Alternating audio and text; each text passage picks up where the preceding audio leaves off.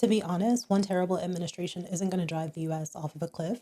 By the end of this, you're going to understand why.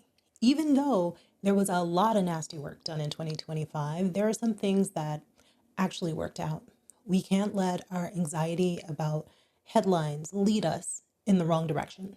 If you're new here, hi, I'm Kina. Looking back at the US in 2025 feels like watching a controlled demolition.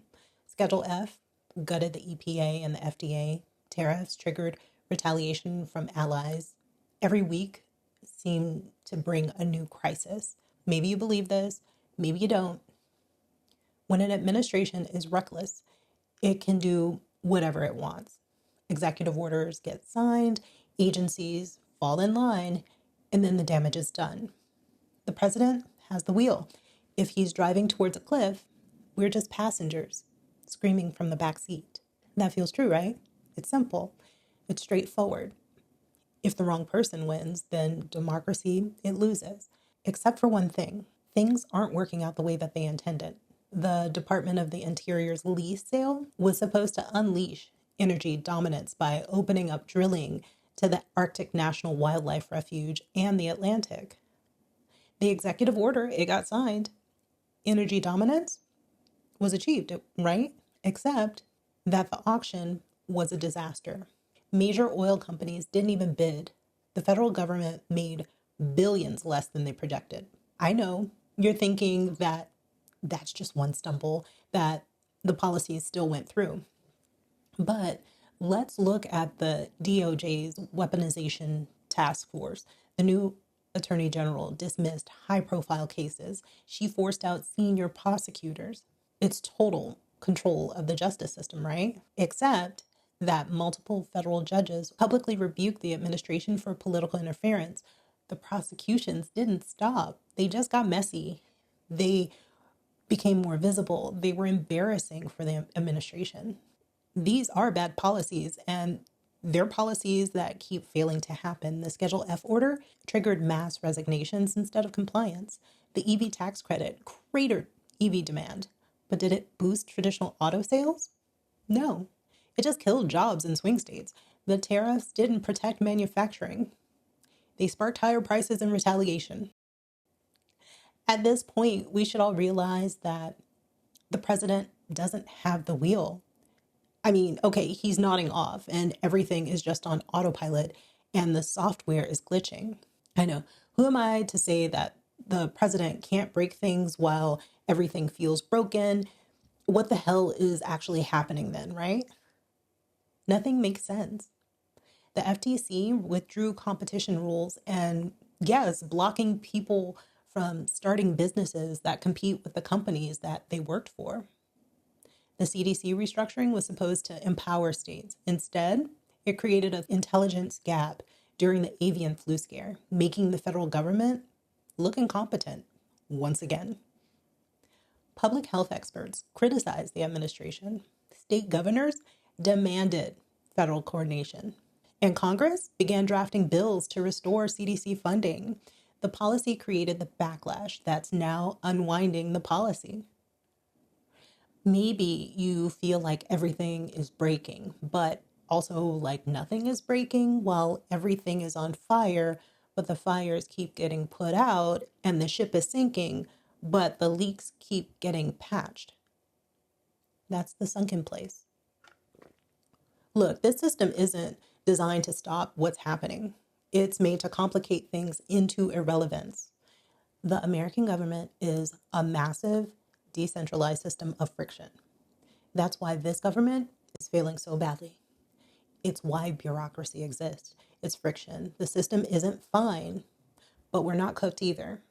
And if you think it is cooked, then you need to know that a hopeless mindset comes from inaction. So let's look at some ways that individuals are actually taking action.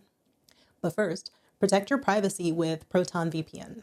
It provides you access to over 13,000 servers in 110 countries with high-speed connections. It has an integrated ad blocker that blocks ads and trackers, and it's compatible with streaming services and global TV channels. Proton VPN is designed for users who prioritize their digital privacy and security. With your Proton VPN subscription, you also get access to the full Proton suite of products. So if you like privacy and discounts, the discount link is in the video description. I want you to think of it like this. The president signs an order, but that's not the end. Here's what happens. Career staff at agencies don't comply. They retire, they resign, they slow walk implementation. Schedule F created a brain drain, which led to operational paralysis. Agencies need these people to function. States, advocacy groups, and even private companies sue. Courts issue injunctions, even the ones appointed by this administration. The Department of Energy grid rules challenged. The tariffs didn't just upset close allies, they triggered a coordinated retaliation that hurt U.S. exporters. This created pressure from congressional Republicans in farm states. The EV credit cut tanked stock prices. It killed jobs in Michigan and in Georgia. Those are swing states that this administration needs. Even an obedient Congress has limits. When the Commerce Department's tariffs bypassed congressional authority, there was bipartisan criticism. I know it's all talk, but when you said cuts created a vacuum that China filled, they actually demanded restoration of funding. Each policy, it triggers this cascade of countermeasures from dozens of independent entities with their own incentives and their own authority. Going back to the energy lease, the auction failed because oil companies care about legal risk.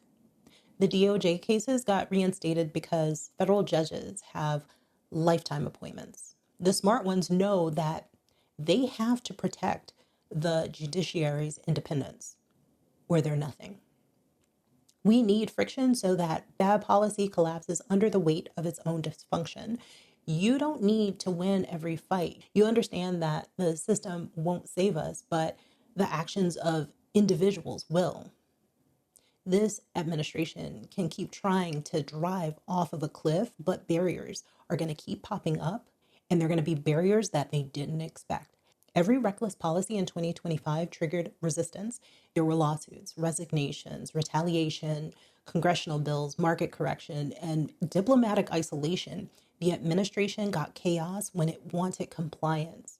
The US aid cuts sparked bipartisan alarm over strategic retreat. Schedule F ended in dysfunctional agencies. You don't have to wait for the system to save you. It is there to allow space for fights to happen. Your job is to know which fights matter and who is fighting them. The outcome of a single headline doesn't tell you anything. The fight begins once the executive order is signed.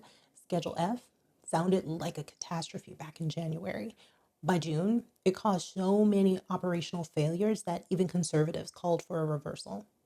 Hope and optimism are not the same. Optimism, it says that it'll be fine. Hope says the fight is worth it because the fight is working. Courts, they're blocking bad policy. States are coordinating resistance. Experts are refusing to comply. This is evidence that the fight isn't over. You may have thought that one person could drive the country off of a cliff. Now you know that small fights are guarding that cliff, and that showing up for the fight, for those fights, is what matters.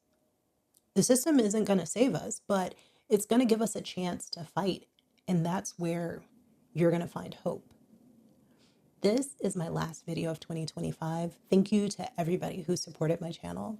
If you've made it this far, thank you. Watch this video next. I'm not sure what it is. Just know it's not AI. I don't know about you, but I clicked one AI video by mistake, and now my feed is swamped. Anyway, I'll see you in 2026.